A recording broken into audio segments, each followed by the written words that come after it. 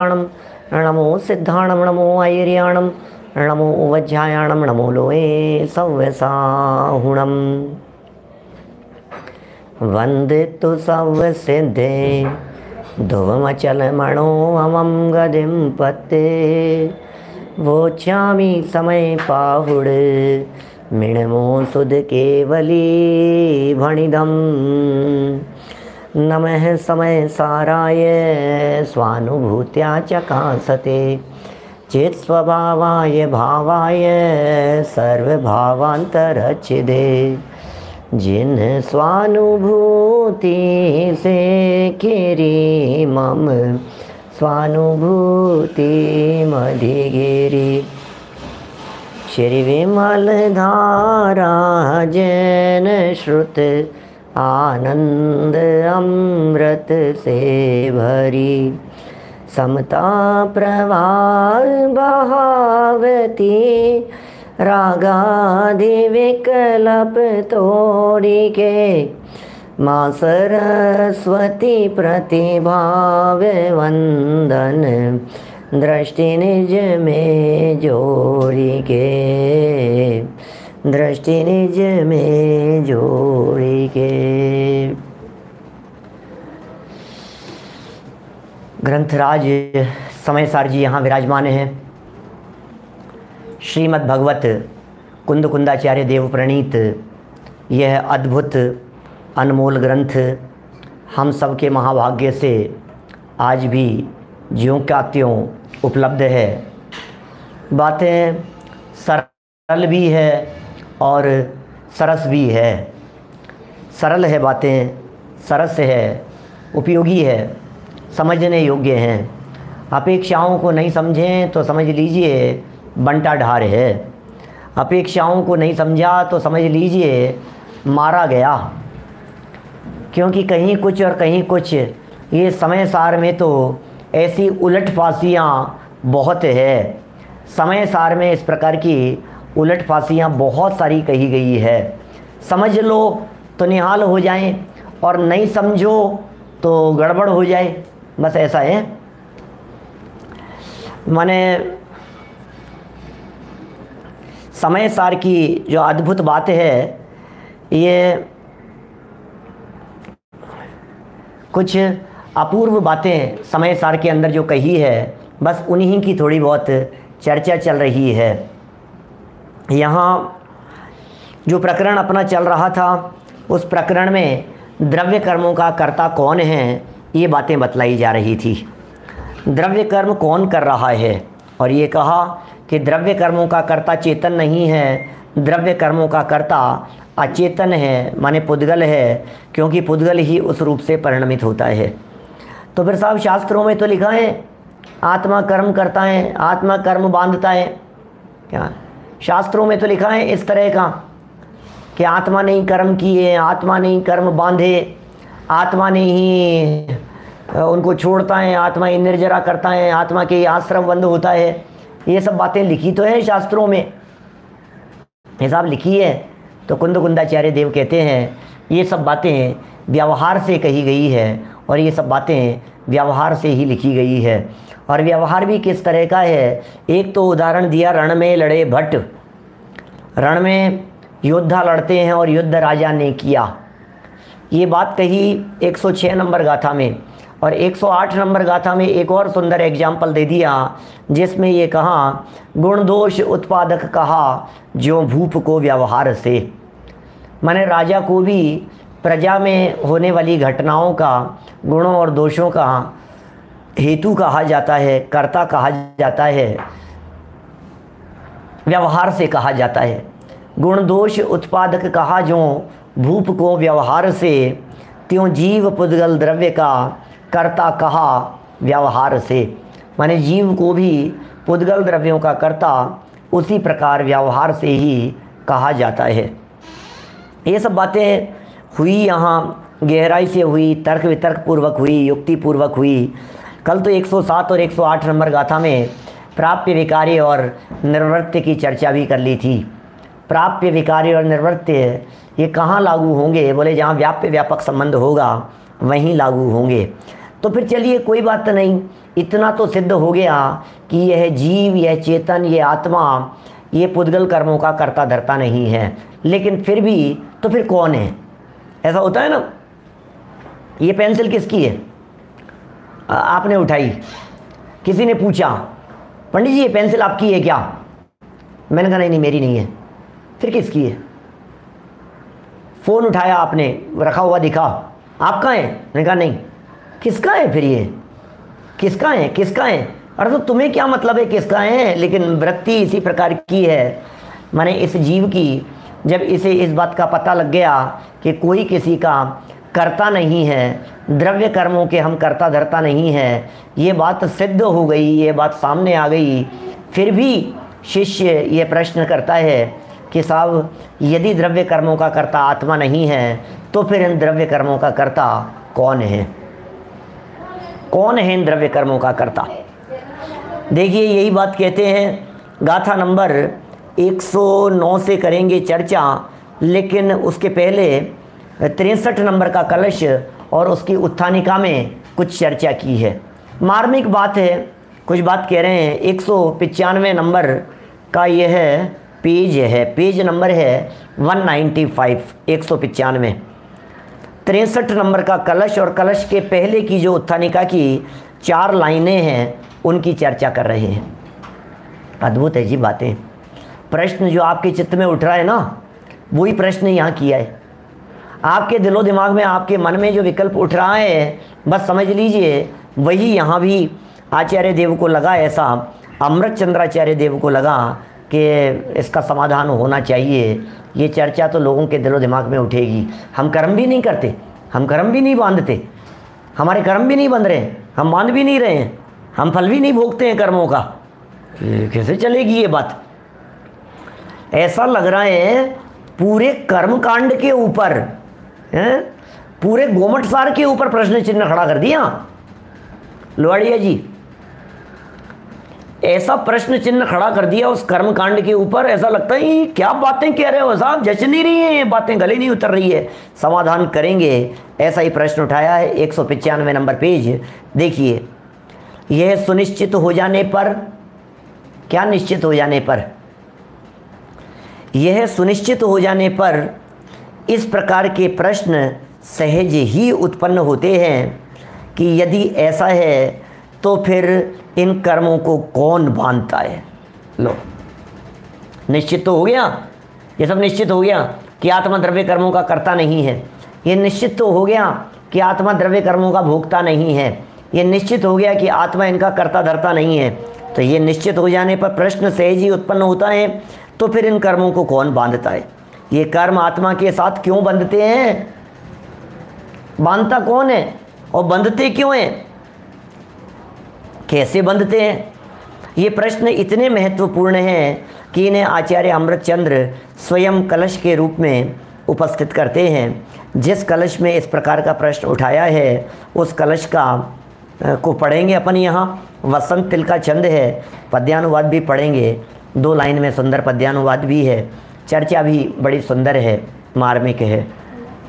प्रश्न तो ख्याल में आया ना कि आखिर ये कैसे है, आखिर ये करता कैसे है, ये कर्म बंधते कैसे हैं और क्यों बंधते हैं और बांधता कौन है, ये जिज्ञासाएं हैं। वसंत तिल का छंद 63 नंबर का कलश। जीवः करोति यदि पुद्गल कर्म नैव कस्तर्हि तत्कुरुत इत्यभिशङ्कयैव एतर्हि तीव्ररयमोहनिवर्हणाय संकीर्त्यते शृणुत पुद्गल कर्म कर्त्री। पद्यानुवाद। यदि पुद्गलमय कर्म को करे न चेतन राय, कौन करे अब यह सुकहे, सुनो भरम नश जाए, सुनो भरम नश जाए। कलश में प्रश्न तो उठाया है, समाधान आगे 4 गाथाओं में दिया है। माने आगामी 4 गाथाओं की उत्थानिका रूप ये कलश है। हमने पहले भी आपको ये बातें बतलाई है कि 3 प्रकार के कलशों के प्रयोग अपने इस समयसार ग्रंथ में अमृत चंद्राचार्य देव ने किए हैं। पहले प्रकार के कलश ऐसे जो कलश आगामी गाथाओं के उत्थानिका रूप हो। एक कलश इस प्रकार के हैं जो पिछले प्रकरण के समापन रूप हो, उसका उपसंहार करते हुए लिखे गए हों। एक कलश इस प्रकार के जिसमें पिछले का समापन है और आगामी की उत्थानिका है, माने जो ब्रिज का काम करते हैं, ऐसे भी है। पिछला और आगामी दोनों को जोड़ करके चलने वाले भी हैं। तो बहुत अद्भुत कलश हैं। समय सार रूपी मंदिर के शिखर पर अमृत चंद्र स्वामी ने ये कलश चढ़ाए हैं और कलश का तो माहौल चल ही रहा है चारों तरफ। चातुर्मास स्थापना, कलश विराजमान, विधान आयोजन, मंगल कलश विराजमान करो, कलश विराजमान। अरे जहाँ भी मांगलिक कार्य होता है वहाँ कलश विराजमान होते हैं। आपका गृह प्रवेश हो उसमें कलश विराजमान करते हैं, आप ला करके गृह प्रवेश में कलश विराजमान करते हैं, विधान में कलश विराजमान करते हैं, अनुष्ठान में कलश विराजमान करते हैं। चातुर्मास के समय कलश आदि विराजमान किए जाते हैं, शादी में विराजमान करते हैं, फेरों के समय विराजमान करते हैं। अरे जहाँ देखो वहाँ कलश तो मंगलपन का सूचक है। मंगल कलश सजाओ मारा साथी, ये कलश कलशों की चर्चा चल रही है शिखर पर। अरे युगों युगों तक जिन शासन की प्रभावना में निमित्त बनेगा, दूर से ही लोगों को वो कलश देख करके जिन मंदिर स्मरण में आएगा, ये कलश हैं ऐसे। और इन कलशों में क्या रस भर दिया है। हृदय पक्ष जब हावी होता है अमृत चंद्र स्वामी का तो वे गुनगुनाने लगते हैं कुछ बातें और कहते हैं क्या, यदि पुद्गलमय कर्म को करे न चेतन राय, कौन करे अब यह कहे सुनो भरम नश जाए, सुनो भरम नश जाए। उद्गलमय कर्म को यदि चेतन नहीं करता है कितना सरल है। वसंत तिल का 4 लाइन का छंद और उसके 2 लाइन का पद्यानुवाद दादा भी गजब करते हैं। कभी 4 लाइन का 2 लाइन में कर देते हैं, कभी 2 को 4 में कर देते हैं। कभी कभी तो एक आध कलश के बारे में तो उन्होंने सवैया लिखा 8-8 लाइनों का। यदि पुद्गल में इस कर्म को चेतन राय यदि चेतन नहीं करता है तो फिर कौन करता है, ये बताओ, फिर कौन करता है। सुनो भैया, इन बातों को सुन लो और किसी भी प्रकार का माने भ्रम नश जाए, भ्रम नश जाता है। अर्थ कर रहे हैं नीचे, यदि पुद्गल कर्म को जीव नहीं करता है तो फिर उसे कौन करता है, प्रश्न है ऐसा। ऐसी आशंका से ही अब तीव्र मोह के निवारण के लिए पुद्गल कर्म का कर्ता कौन है, ये आगामी गाथाओं में कहते हैं, उसे तुम सुनो। आगामी गाथाओं में ये बात कहते हैं, किस लिए कहते हैं, तीव्र मोह के निवारण के लिए। इसका मतलब कर्म का कर्ता जीव है या मैं कर्म करता हूँ और कर्म बांधता हूँ, ये भी आचार्य अमृत चंद्र स्वामी की दृष्टि में तीव्र मोह है। अश्वनी जी साहब, ये भी तीव्र मोह है अमृत चंद्राचार्य देव की दृष्टि में। कर्म मैं करता हूँ, कर्म मेरा करता है, कर्म मुझे सुखी दुखी करता है, मैं कर्म को बांधता हूँ, कर्म मुझे बांधते हैं। इस वृत्ति को भी तीव्र मोह कह करके पुकारा है। और जब यह सच्चाई आपके ख्याल में आएगी तो फिर निश्चित ही भ्रम टूट जाएगा और ये भ्रम टूट ही जाना चाहिए। आखिर कौन है कर्ता, पुद्गल ही पुद्गल कर्म का करता है, पुद्गल ही करता है उसका। फिर वही उसी तरह की समस्याएं आएगी, नित्य कर्तृत्व जैसी प्रसंग समस्याएं आएगी। पुद्गल को कैसे कर्ता कहोगे आप, माने यदि पुद्गल को आपने कर्ता कह दिया तो ये तो वैसी बात हो गई ना जैसे आत्मा को कर्ता कह दिया था। आत्मा को कर्ता कहने पर नित्य कर्तृत्व का प्रसंग था, उसी तरह से पुद्गल को कर्ता कह देने पर भी नित्य कर्तृत्व का ही प्रसंग आएगा। ये समस्या खड़ी होती है। लेकिन जब हम इसके आगामी गाथाएं पढ़ते हैं, 4 गाथाओं का ग्रुप है, इतने तर्क दिए हैं दो तो हेतु बतलाए कौन है कर्ता, एक सुंदर तर्क दिया। प्रकरण में आचार्य देव ये नहीं कह रहे हैं, आप लोगों को लग रहा होगा पुद्गल करता है साहब, पुद्गल कर्म का कर्ता कौन है, बोले पुद्गल होगा, पुद्गल होगा, ये नहीं लिखा यहाँ। तो क्या लिखा है देखिए, गाथाएं पढ़ते हैं अपन। मूल गाथाएं 109 इसी पेज पर है, 195 पेज पर, और फिर आगे 3 और हैं, 4 गाथाओं का ग्रुप है। पहले पढ़ते हैं। सामण्ण पचया खलु चौरो भण्णन्ति बंध कतारो मिच्चतम अविरमणम कसाय जोगाय बोद्धवा। आगे की 3 गाथाएं 196 नंबर पेज पर। ते सिंपुणो विय इमो भणिदो भेदो दुते रस वियपो मिच्चा दिट्ठी आदि जाव सयोग्य सचर मंतम एदे अचेदना खलु पुग्गल कम्मुदय संभवा जम्हा तेजदि करेन्ति कम्मम नविते सिंवेद गो आदा गुण सन्निधादु एदे कम्मम कुवन्ति पच्चया जम्हा तम्हा जीवो कत्ता गुणाय कुवन्ति कम्माणि। ये 112 के अंदर दिया है ना, तम्हा जीवो अकत्ता, तम्हा जीवो अकत्ता, इस प्रकार जीव अकर्ता है। ये आया है अवग्रह के लिए, आ लगाया हुआ है यहाँ। वास्तव में प्राकृत के अंदर अवग्रह का प्रयोग नहीं होता, प्राकृत भाषा में ये यहाँ लग गया है, लेकिन मूल गाथाओं में कहीं भी, मूल प्राकृत भाषा में ही अवग्रह का प्रयोग नहीं होता, न का प्रयोग नहीं होता। ऐसे कई चीज़ें हैं जो प्राकृत में उनका प्रयोग नहीं होता है। ऐसा ही प्रयोग संजय जी भाई साहब विदिशा, ऐसा ही प्रयोग 11वीं गाथा के अंदर भी किया। व्यवहारो अभूदत्तो लिखा हुआ मिलेगा, भूदत्तो है, अभूदत्तो। व्यवहारो भूदत्तो, भूदत्तो देसी दो शुद्ध न हो, व्यवहारो भूदत्तो, व्यवहार ने को भूतार्थ लिखा है, भूतार्थ लिखा है मूल गाथा, देखो आप। अरे भूतार्थ नहीं है क्या? अवग्रह में आकार, आकार ये जो साइलेंट एस बना हुआ जहाँ बीच में आ जाता है, एस जैसा जो बना हुआ होता है, वहाँ अ है भी और नहीं भी है। नहीं है लेकिन फिर भी सत्ता है। ये कैसी सत्ता है?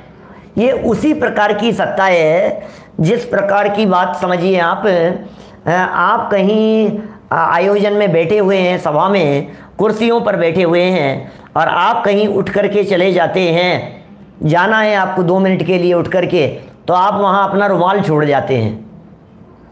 क्या? अब रुमाल छोड़ करके चले गए और किसी व्यक्ति ने आकर के वहाँ बैठने लगा, तो बगल वाला व्यक्ति क्या कहेगा? नहीं नहीं, यहाँ बैठे हैं, यहाँ बैठे हैं, यहाँ तो कोई नहीं बैठा है, तुम कह रहे हो बैठे। कोई नहीं बैठा हुआ दिखाई दे रहा है और तुम कह रहे हो बैठे हैं, कि हाँ बैठे हैं। बोले ये ऐसा ही है, ये जो अ है ना, ये साइलेंट है, ये दिखता नहीं है लेकिन है यहाँ। जीवो अकत्ता है, व्यवहारो भूदत्थो, व्यवहार न अभूतार्थ है, ये इसी प्रकार का प्रयोग है यहाँ। चलिए गाथाएं अपन ने यहाँ पढ़ी है, 4 गाथाएं, इन चारों ही गाथाओं का पद्यानुवाद हम नीचे देखते हैं। बड़ी सुंदर है पद्यानुवाद भी, पढ़ते पढ़ते ही समझ में आएगा।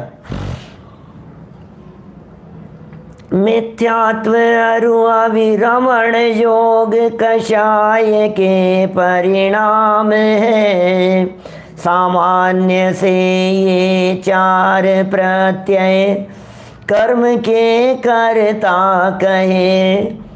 मिथ्यात्व आदि संयोगी जिन तक जो कहे गुण थाने हैं, बस ये त्रयोदश भेद प्रत्यय के कहे जिन सूत्र में।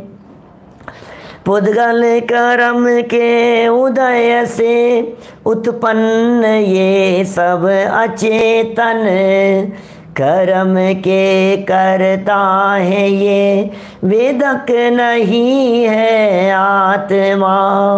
गुण नाम के ये सभी प्रत्यय कर्म के करता कहे। करता रहा ना जीव ये गुण था नहीं करता कर रहे। क्या लिखी है बातें, कुछ समझ में आई क्या? पढ़ने पर समझ में आई क्या क्या कह रहे हैं? पढ़ने पर इनका मर्म ख्याल में आया क्या है?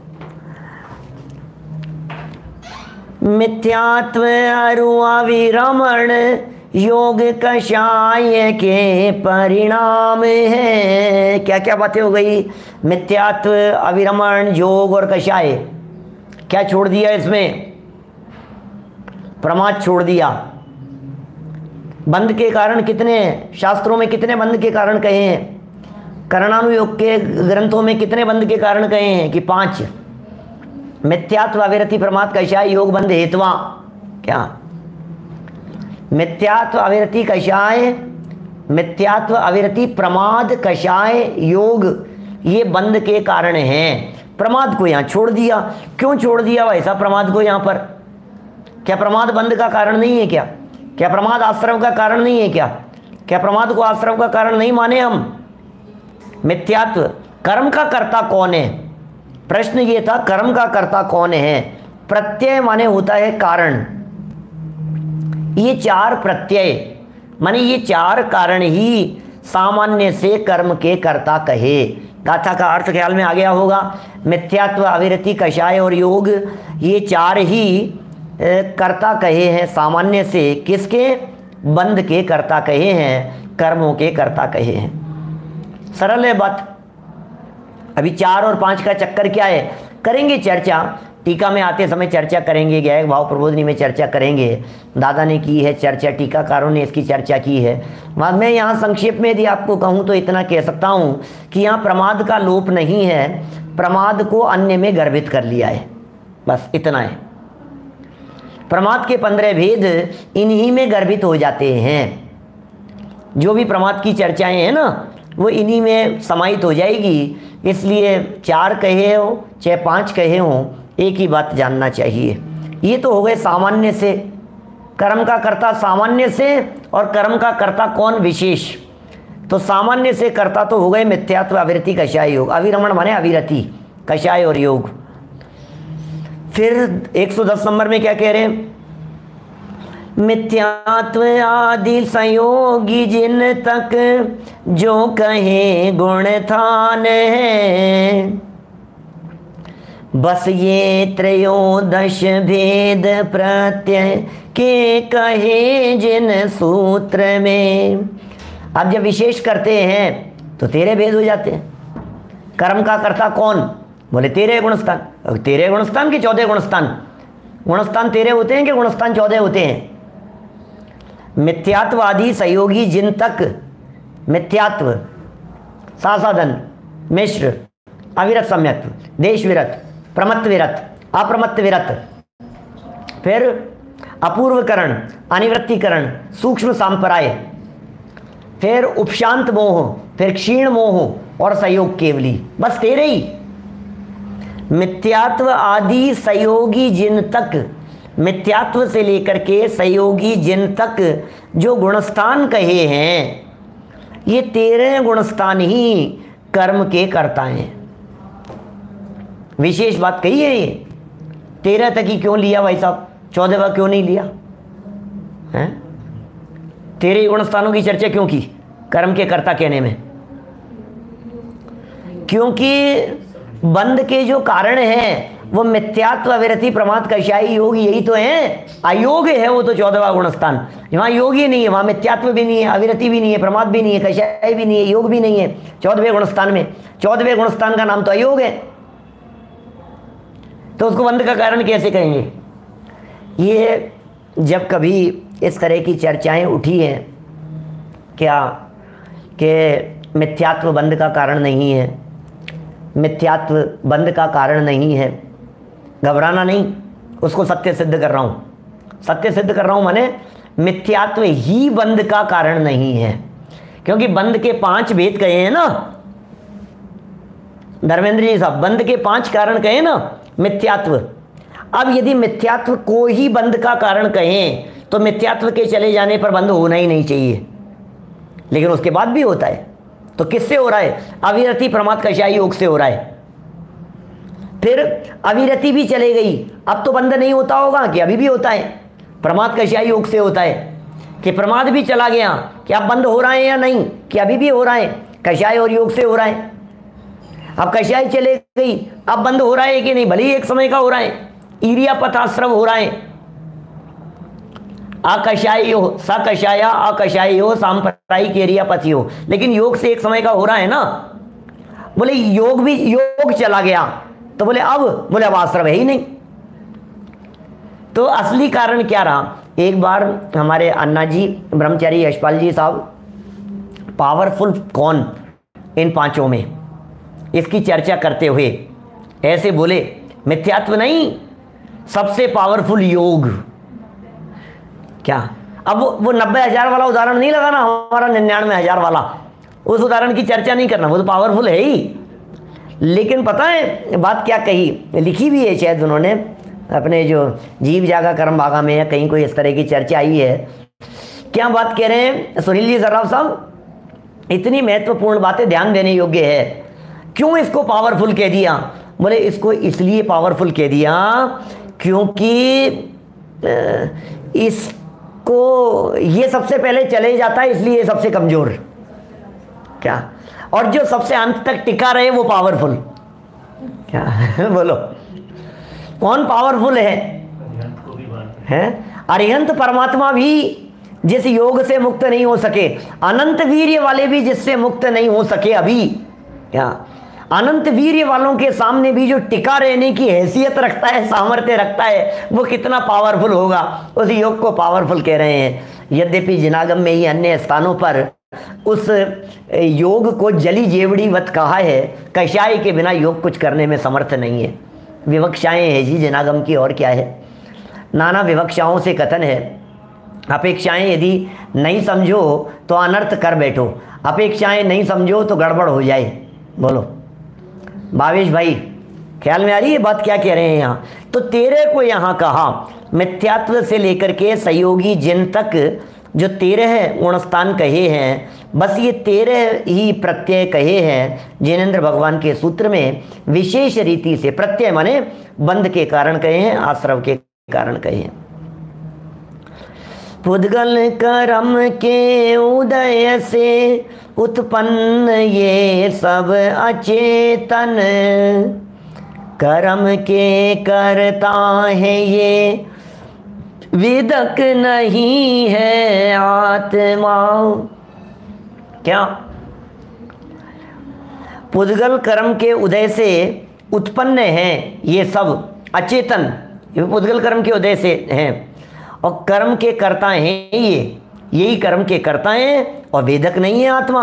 अरे कर्ता नहीं है और फिर कह रहे हैं वेदक नहीं है, माने कर्ता भी नहीं है और भोक्ता भी नहीं है। ये आत्मा पुद्गल कर्मों का कर्ता भी नहीं है और ये आत्मा पुद्गल कर्मों का भोक्ता भी नहीं है। ये दोनों तरह से यहाँ बातें लगानी है। गुण नाम के ये सभी प्रत्यय कर्म के कर्ता कहे। कौन सा गुण? गुण नाम के सभी प्रत्यय। देखो चंदानुरोध से कैसे प्रयोग होते हैं। गुण शब्द का प्रयोग गुण के अर्थ में नहीं है, गुण शब्द का प्रयोग गुणस्थान के अर्थ में। क्या अब नहीं समझो तो बड़ा गड़बड़ हो जाए हैं? गुण नाम के माने गुणस्थान के, गुणस्थान नामक सभी प्रत्यय कर्म के कर्ता कहे। कब? जब गुणस्थानों को कर्ता कह दिया कर्म का, मिथ्यात्ववृत्ति कषाय योग को कर्म का कर्ता कह दिया, गुणस्थानों को कर्म का कर्ता कह दिया, तो बोले आत्मा तो अकर्ता अपने आप ही सिद्ध हो गया ना। आत्मा कर्ता सिद्ध हो गया और कर्ता रहा ना जीव, गुण स्थान ही करता रहे, गुण स्थान ही इनके कर्ता हैं। चलिए नीचे अनुवाद पढ़ते हैं इनका। मैं समझता हूँ बातें ख्याल में आ गई होगी, एक बार और पढ़ लेते हैं इन चारों गाथाओं को। सुनिए। मिथ्यात्व अरु अविरमण योग कषाय के परिणाम है। सामान्य से ये चार प्रत्यय कर्म के कर्ता कहे। मिथ्यात्व आदि संयोगी जिन तक जो कहे गुण थान है। बस ये त्रयोदश भेद प्रत्यय के कहे जिन सूत्र में। पुद्गल कर्म के उदय से उत्पन्न ये सब अचेतन। कर्म के करता है ये वेदक नहीं है आत्मा।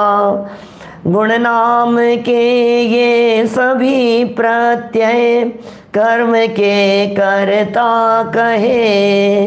करता रहा ना जीव ये गुण था नहीं करता रहे। सब मैं समझता हूँ बिल्कुल ऐसे पानी की तरह ये प्रकरण स्पष्ट हो गया होगा, बातें स्पष्ट हो गई होगी, किसको हेतु कहा है, क्या कह करके यहाँ पुकारा गया है। चार सामान्य प्रत्यय बंध के कर्ता कहे जाते हैं। क्या चार प्रत्यय हैं सामान्य से, ये चार प्रत्यय बंध के कारण वो करता है भैया। बंध तो मिथ्यात्व कर रहा है, आत्मा थोड़ी ना बंद कर रहा है। बंध तो अविरति कर रही है। बंध का कर्ता तो अविरति है। बंध का कर्ता तो प्रमाद है। बंध का कर्ता तो योग है। बंध का कर्ता आत्मा नहीं है। कौन है बंध का कर्ता? जब कषाय योग से चर्चा की, माने प्रकृति प्रदेश स्थिति और अनुभाग चार बंध, तो प्रकृति और प्रदेश बंध तो कषाय से, और स्थिति और अनुभाग बंध योग से। तो कषाय योग और प्रकार अंतर से, ये सब और विस्तार करके बोले इनसे बंधन होता है। ये तो कर्णानुयोग भी कह रहा है। तुम कहते आत्मा कहता है, आत्मा भोगता है, आत्मा बांधता है। आत्मा कहाँ बांधता है? कर्णानुयोग में भी तो यही कहा है कि कर्म मिथ्यात्व बांधता है, मिथ्यात्व ही कर्म बांधता है। आत्मा बांधता हो तो सिद्धों को भी बांधना चाहिए। सिद्ध भगवान के तो बनते नहीं है कर्म, तो कौन बांधता है? बोले जीव बांधता है। तो जीव बांधता है तो सिद्ध भी तो जीव है कि नहीं? मिथ्या दृष्टि जीव बांधता है, अविरति रूप जीव बांधता है, प्रमादी जीव बांधता है, कषाई जीव बांधता है। पंडित टोडरमल जी साहब का वचन है ना, जिन्हें बंद न करना हो वे कषाएं ना करें। क्या? जिन्हें बंद नहीं करना हो वे कषाएं ना करें। तो बंद का कर्ता तो कषाएं हैं, कषायों से बंद होता है। देखिए चार प्रत्यय कहे हैं, उन्हें मिथ्यात्व अविरति कषाय और योग के रूप में जानना चाहिए। मिथ्या दृष्टि गुणस्थान से लेकर संयोग केवली गुणस्थान पर्यंत, मिथ्या दृष्टि से संयोग केवली गुणस्थान पर्यंत इन चार प्रत्ययों के 13 भेद कहे हैं। अब इनके भेद कर दो इन सब के, तो आपको मिल जाएंगे। मिथ्यात्व वाले कौन से गुणस्थान हैं, अविरति वाले कौन से हैं, प्रमाद वाले कौन से हैं, कषाय वाले कौन से हैं और योग वाले कौन से हैं। जैसे शुरू का पहले गुणस्थान की बात करो मिथ्यात्व, तो बोले इसमें तो पांचों ही कारण मौजूद हैं, चारों कारण मौजूद हैं। फिर दूसरे आदि गुणस्थानों के अंदर लगाओ तो मिथ्यात्व नहीं है ना, बाकी चार कारण हैं। फिर जहाँ अविरति भी चले गई, वृत्ति हो गया, वहाँ दो नहीं है, बाकी के दो कारण हैं। फिर कषाएं जहाँ चले गई वहाँ अकेला योग कारण है। तो इस तरह से बोले 13वें गुणस्थान तक योग का सद्भाव है, संयोग केवली जिन हैं उन्हें यहाँ कारण कहा है। ये सभी अचेतन है। गुणस्थान आदि को पहले अचेतन सिद्ध कर दिया था। अचेतन का कर्ता तो अचेतन ही होना चाहिए ना। अचेतन का कर्ता कौन होगा? अचेतन का कर्ता चेतन कैसे हो सकता है, और चेतन का कर्ता चेतन कैसे हो सकता है? पीछे 50 नंबर से 55 नंबर तक की गाथाओं में मार्गणा गुणस्थान आदि सर्व प्रकार के भेदों को अचेतन कह दिया था। तो ये सभी अचेतन हैं क्योंकि पुद्गल कर्म के उदय से उत्पन्न होते हैं। कर्म के उदय से उत्पन्न होने के कारण ये सब अचेतन हैं। यदि ये चार प्रत्यय या 13 गुणस्थान रूप प्रत्यय कर्मों को करते हैं, यदि ये कर्मों को करते हैं तो भला करे, आत्मा इन कर्मों का भोगता भी नहीं है। अब देखो, ये करें तो करें, इसका मतलब आत्मा नहीं करे, ये करें तो करें, आत्मा इनका करता नहीं है, ये बात आनी चाहिए थी ना। जबकि जवाब में क्या लिखा, आत्मा इनका भोगता भी नहीं है इन कर्मों का, तो करता नहीं है, ये कर रहे हैं इसलिए आत्मा करता नहीं है, ये बात आनी चाहिए थी। लेकिन ये करें तो करें, आत्मा इनका भोगता भी नहीं है, इसका मतलब ना तो करता है और ना ही भोगता है। आत्मा इनका करता भी नहीं है और भोगता भी नहीं है, दोनों ही नहीं है। कर्ता कर्म अधिकार है, आपको पता है। इस कर्ता कर्म अधिकार में प्रारंभ से ही इस प्रकार की बातें कही जा रही है, जिसमें कर्ता और भोक्तापन की चर्चा को साथ में लेकर के चल रहे हैं। जीवा जीवाधिकार में पर पदार्थों के साथ में एकत्व और ममत्व का निषेध किया, जीवा जीवाधिकार में। और कर्ता कर्म अधिकार में यहाँ कर्तृत्व और भोक्तृत्व का निषेध किया। यही तो फर्क है ना, जीवा जीव अधिकार और कर्ता कर्म अधिकार, इनमें जो बेसिक जो बातें कही है, उन बातों के अंदर क्या आधारभूत चीज़ें हैं, क्या महत्वपूर्ण बातें हैं। तो जीवा जीव अधिकार में ये आत्मा न पर है और न मैं हूँ और न ये मेरे हैं, पर मैं नहीं हूँ और पर मेरे नहीं हैं। एकत्व और ममत्व बुद्धि को तोड़ाया। कहाँ पर? जीवा जीवाधिकार में। कर्ता कर्म अधिकार में पर के साथ में कर्तृत्व और भोक्तृत्व बुद्धि को तोड़ाया। कहीं हमारे दिमाग से ये कर्तापन निकल जाए और भोक्तापन रह जाए, ऐसी भ्रांति नहीं हो जाए। लेकिन उसके लिए आचार्य देव यहाँ कुछ प्रकरण कह रहे हैं। अतुल बाकलीवाल जी साहब, क्या ये प्रकरण उसके लिए कह रहे हैं? क्योंकि कभी कभी ऐसा भी होता है कि लड्डू आपने बनाए क्या, कि अपन तो खाने वाले हैं, बनाए नहीं है, ऐसा ऐसा बोलता है ना व्यक्ति। इसका मतलब कर्ता तो नहीं मानता है, लेकिन भोक्ता अपने आप को मानने लगता है।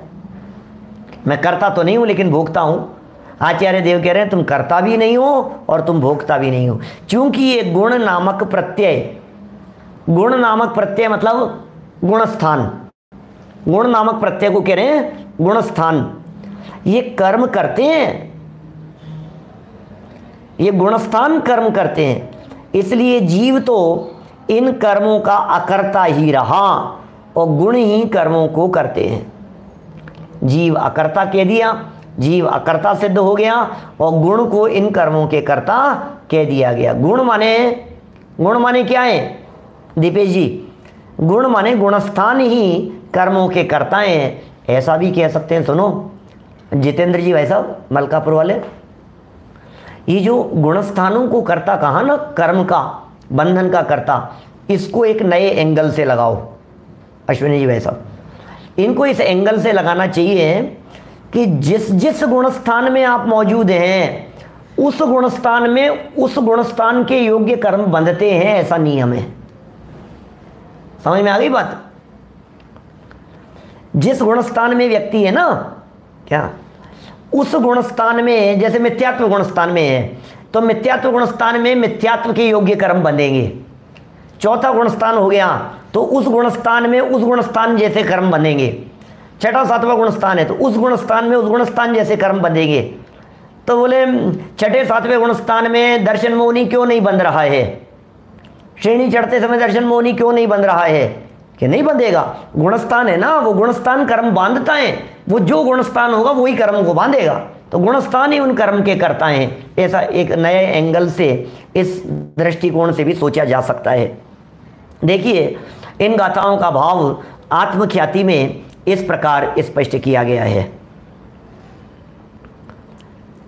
जीव तो कर्मों का करता ही रहा, गुण ही कर्मों को करते हैं। ये हो गया ना।